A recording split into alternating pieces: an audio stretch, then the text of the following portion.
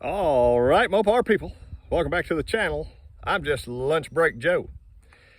So I've been looking for some temporary seats from a little blue truck, and I think I found some here. Although this thing has been used for a little bit of target practice, and it's full of red wasps, but I got a wrench and some wall spray.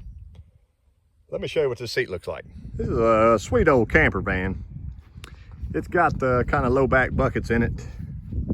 There's only one bullet hole in the other seat that I found, and this one has a little tear right there. So I think it matches our project pretty well, for right now anyway. All I'm gonna do is sneak in here and unbolt it off the tracks right there. We don't need that really long, well, see the bullet holes in that. We don't need that extra long base there. I'll make an easy little base. Won't take no time at all. But let me snatch that seat out of there and try not to get wasp stung. I bet there's some hiding around the corner everywhere. Here's our two little beautiful seats. There's where a bullet hole went through. Nobody was in the van when that happened, at least, so that's good. Probably came out here or went in there and blew out that way. That's probably more like it.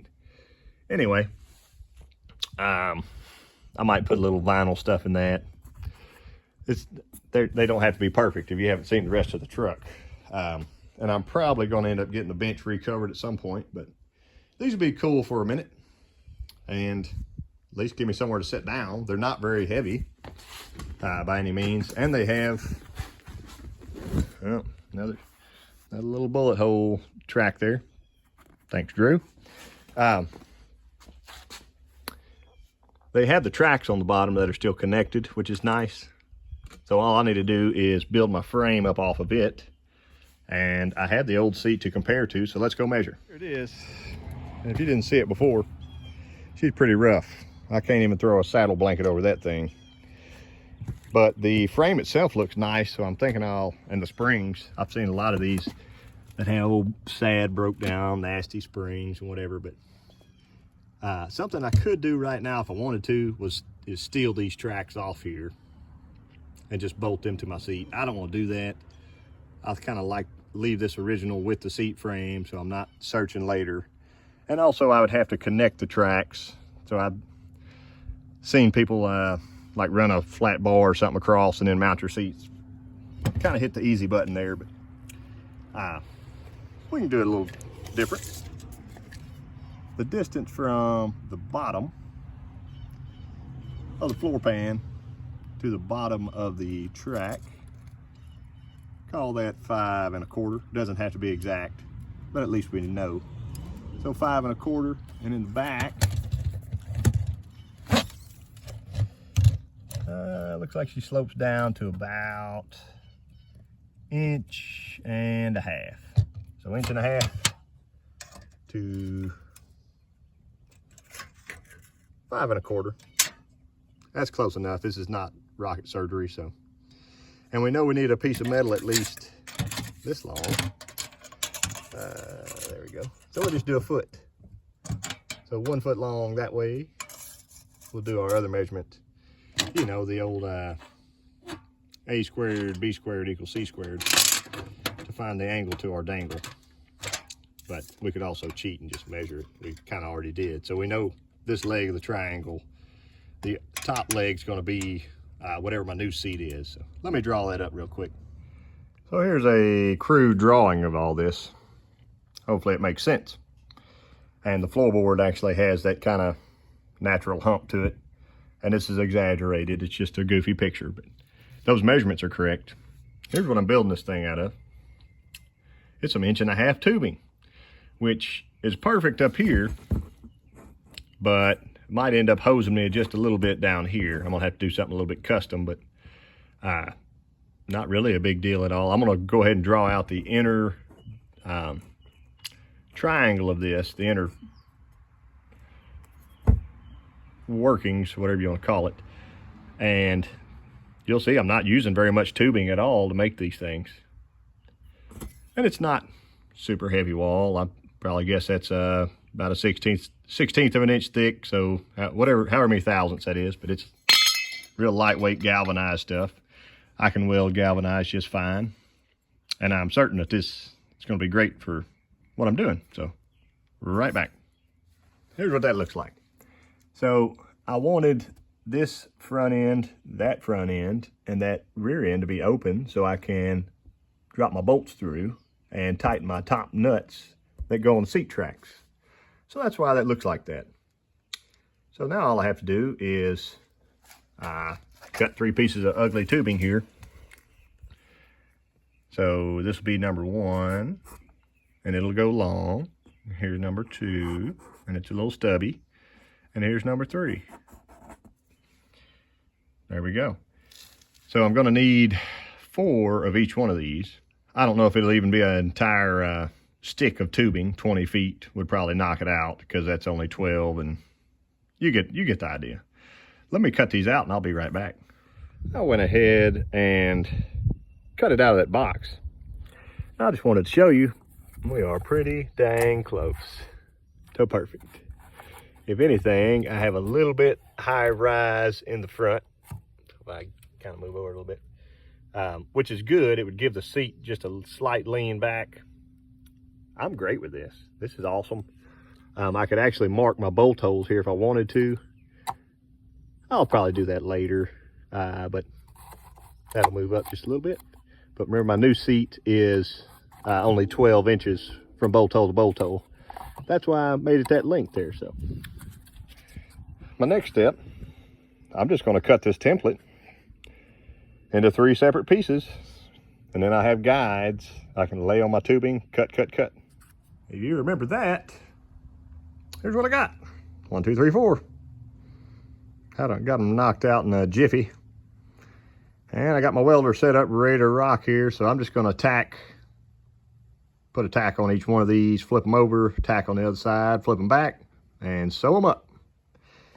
Then I can drill a few holes and this thing will be done. Hopefully y'all can see what's about to happen here.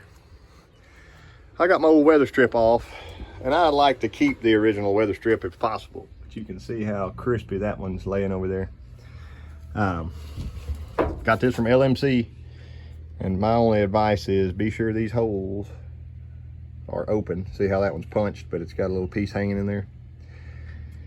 And if you want to punch yourself some extras, you can, but every time I put like 4 sets of these on, I think, every time you got to slam the door after that because it's such a tight fit. And I know that sounds like I'm complaining, but I'm not. Well, so I kind of am, but I'm not. It just is what it is. It's, I guess, tolerance of rubber or fatter rubber or whatever, but I'm gonna get it put in. Then we can do our rubber mat, little insulation stuff. You see my new windshields finally in correctly. I had some good guys come and do that.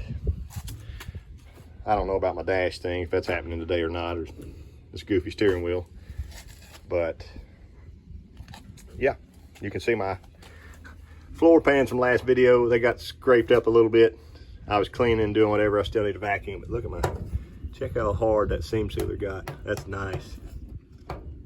It's still soft to the touch, but I can't rip it up, peel it up, none of that. So this thing's sealed. I've got another little rubber mat to go here and kind of cover that ugly up, and it's gonna look pretty good. My seats are over there drying. I actually took them to the car wash and sprayed them off because they had some years of funk. And I've test fit my brackets, but I haven't drilled my new holes in the floor yet. So we're moving right along. Let me get this seal put on. Here's a little seat stuck in place. It's got a little bit of gangster lean to it right now, backwards, but I got the track about centered, so it'll be able to move forward, I think about 3 or 4 inches if it needed to. These are not permanent, I don't think, but I like my little brackets. They did pretty good. I just shot the welds down, ground them down, and paint them black and put them back. So I did center the seat somewhat, and you can see we a couple inches off of our original holes. That's fine. I'm gonna just stick some rubber caps in them, or plastic caps, like the body plugs, just like that factory one right there. And nobody will ever know. And then when I want to go later with the bench seat or something, I'll just pop them out. So I'm gonna get this marked up on both sides. I just also sat in the middle and kind of looked. It's pretty well centered with the steering wheel. And if you look through the front of the truck, that sun's kind of beaming in there, but looks pretty good. So here's one to make the masses cringe, but I'm gonna use this insulation that came with my rubber mat. I figured since I have new door rubbers and a new windshield rubber and new windshield, and I studied and looked all the way around the perimeter of that, even top. You can look through here. You may can see it. While this windshield was out, I was able to grind out all that old white seam sealer and re-seam seal the whole thing with black beautiful. You can just barely see some right there hiding. Yep. So I stopped there. It's rained the last 2 days. Not a drop of water in the front floorboard. So I feel fine about this. I got a little spray adhesive. I'm gonna spray around my tunnel and tuck it in real tight, and then just kind of see where she lands. Wherever the mat ends, I don't really want a big strip of this showing, so I may trim it in the back later, but right now I'm gonna glue it down. Here we go. Lunchtime's over. I got to go back to work. Here's what I finished with. It's a little more better. This is like a foam sound deadener, real sticky on the back, and I just ran 2 rows of that. So it'd be better than bare metal there. When I bolted my seats down, I could hear the floor pan just kind of tighten up to them. And there's my little brackets that I made. Real simple.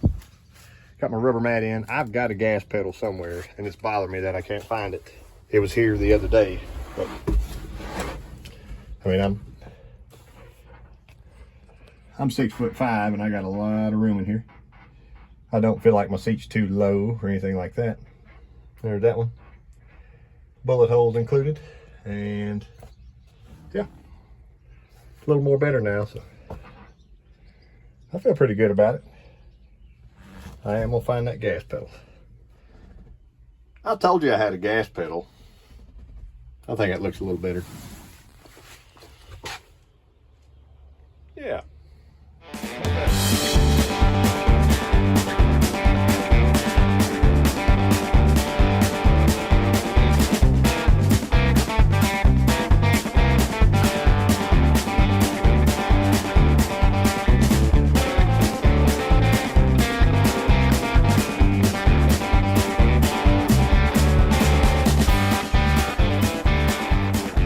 All right, Mopar people.